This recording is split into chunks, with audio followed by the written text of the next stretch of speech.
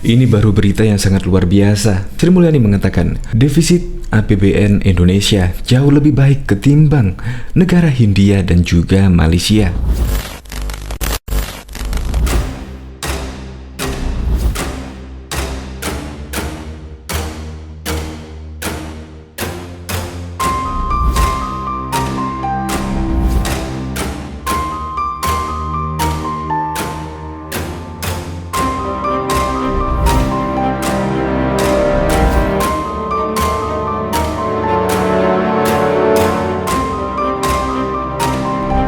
Dana Moneter akhir-akhir ini juga memberikan ramalannya, yaitu kinerja ekonomi Indonesia adalah positif. Perekonomian Indonesia disebut akan berangsur pulih karena respon kebijakan Jokowi yang sangat berani, komprehensif dan terkoordinasi dalam menangani dampak pandemi ini. Bahkan menurut Sri Mulyani, defisit APBN pada tahun 2020 yang lalu mencapai sebesar 956,3 triliun. Jumlah tersebut setara dengan 6,09% dari produk domestik bruto (PDB). Dan menurut Menteri Keuangan Sri Mulyani, defisit ini jauh lebih kecil dibandingkan negara-negara yang lainnya. Contohnya saja seperti India, defisit APBN-nya mencapai 13%. Dan juga Malaysia, defisit APBN-nya mencapai 6,5%. Bahkan Filipina defisit APBN-nya 8,1%. Seharusnya kita bangga dong mempunyai Menteri Keuangan Sri Mulyani dan juga kebijakan-kebijakan dari Presiden Joko Widodo, yaitu sekarang ini tengah fokus dalam vaksinasi bisa menyeluruh dan cepat, maka ekonomi akan segera pulih. Padahal pembangunan juga tidak terhenti walaupun pandemi ini. Wow, keren sekali bukan? Bahkan negara-negara seperti Amerika Serikat mencatat utangnya lebih dari 100%. Defisit juga 18,7%. Prancis juga 11%. Cina juga kontraksinya 12%. India 13%. Malaysia 6,5%. Filipina 8,1%. Singapura 10,8%. Ya, tetapi Indonesia masih kecil dibandingkan negara-negara lainnya, yaitu cuma 6,5%. Bayangkan penduduk Indonesia sangat banyak sekali. Kita bersyukur ya mempunyai Menteri Keuangan Sri Mulyani, karena defisit APBN terjaga di 6,3%. Untuk lebih lengkapnya simak berita berikut ini, Good News Indonesia. Belum menyaksikan video ini, pastikan bosku jangan lupa subscribe, karena subscribe itu gratis plus bonus tonton video terbaru setiap harinya. Jangan lupa ya. Ramalan IMF Indonesia positif. Sri Mulyani, defisit Indonesia lebih baik ketimbang Malaysia dan Hindia. Dana Moneter Indonesia IMF memberikan ramalan baru soal ekonomi RI. Perekonomian disebut berangsur-angsur pulih karena respon kebijakan yang berani, komprehensif, dan terkoordinasi dalam menangani dampak pandemi ini. Meski diperkirakan akan mengalami kontraksi 1,9% pada tahun 2020, proyeksi PDB real di 2021 akan meningkat sebesar 4,8%. Pertumbuhan positif 6% juga akan terjadi di 2022. Dipimpin oleh langkah-langkah dukungan kebijakan yang kuat, termasuk peningkatan investasi publik dan rencana distribusi vaksin COVID-19, serta kondisi ekonomi dan keuangan global yang membaik, tegas IMF dikutip Rabu 3 Maret 2021. Inflasi diproyeksikan meningkat secara bertahap hingga 3% year to year pada akhir 2021. Defisit transaksi berjalan diproyeksikan melebar 1,5% dari PDB tahun 2021. Ini mencerminkan impor yang lebih tinggi yang didorong oleh pemulihan ekonomi, katanya. Pertumbuhan kredit diperkirakan akan meningkat pada tahun 2021 dengan aktivitas yang lebih kuat, meskipun tetap di bawah pertumbuhan PDB nominal karena peningkatan risiko terhadap kualitas aset dan profitabilitas bank. Meski demikian, IMF menyebut ketidakpastian seputar prospek pertumbuhan lebih besar dari biasanya.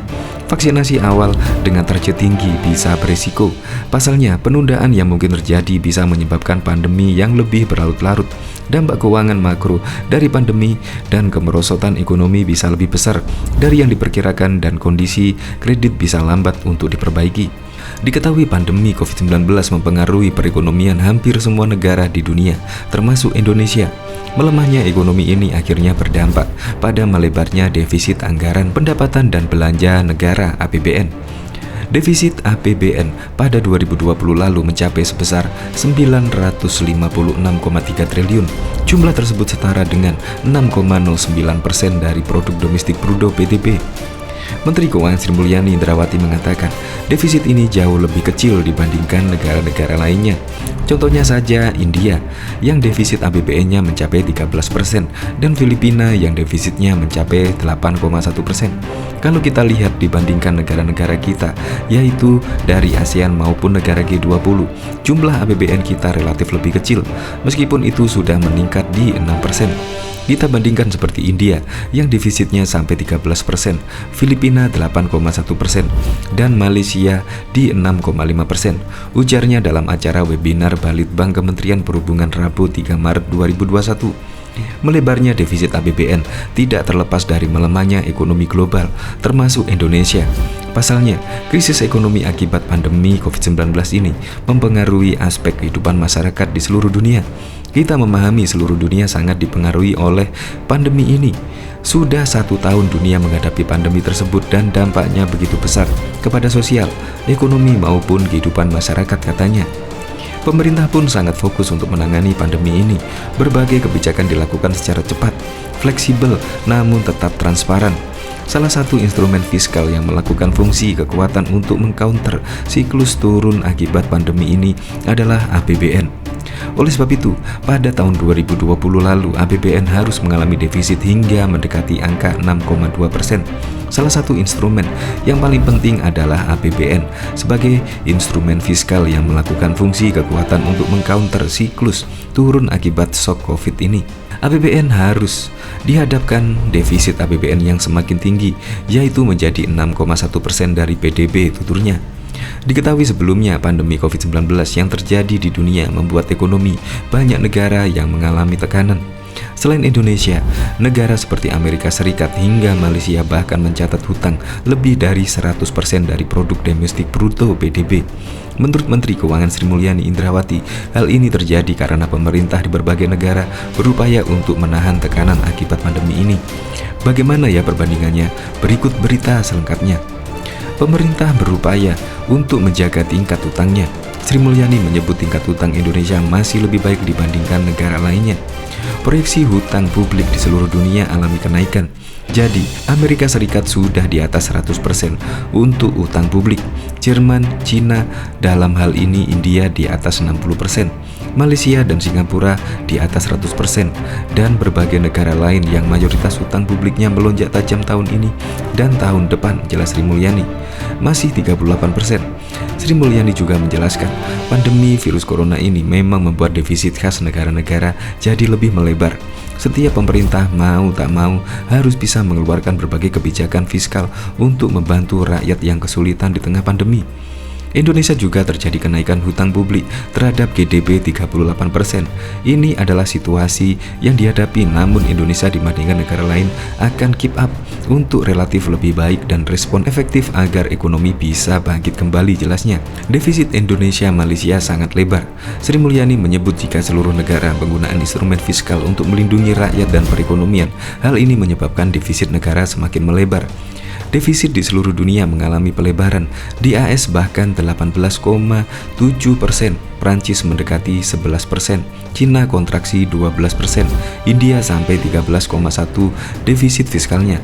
Negara di ASEAN Malaysia 6,5%, Filipina 8,1%, Singapura 10,8%. Indonesia defisit sesuai dengan Undang-Undang APBN adalah 6,3%, tuturnya. Dana Moneter Internasional memberikan ramalan baru soal ekonomi Republik Indonesia. Perekonomian disebut berangsur-angsur pulih meskipun pada tahun 2020 telah mengalami kontraksi karena pandemi ini.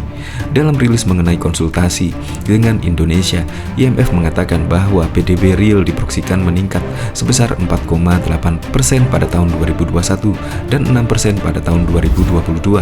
Selain itu, inflasi juga diramalkan akan lebih tinggi 3% dibandingkan tahun 2020. Peningkatan ini termasuk sebagai peningkatan yang baik. Pasalnya di tahun 2020, ekonomi Indonesia diprediksi kontraksi hingga 1,9%. IMF menilai ada beberapa langkah penting yang dilakukan Indonesia untuk menggenjot pertumbuhan ekonomi pasca pandemi. IMF menilai bahwa kebijakan yang kuat serta distribusi vaksin yang cukup cepat dilakukan akan menjadi motor utama percepatan pembangunan ekonomi. Dipimpin oleh langkah-langkah dukungan kebijakan yang kuat termasuk peningkatan investasi publik dan rencana distribusi vaksin pandemi ini serta kondisi ekonomi dan keuangan global yang membaik, tegas IMF dikutip Rabu 3 Maret 2021.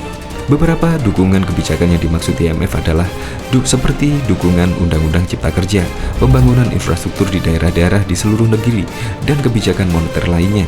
Hal ini dirasa sangat baik untuk mendorong ekonomi ke zona yang lebih hijau.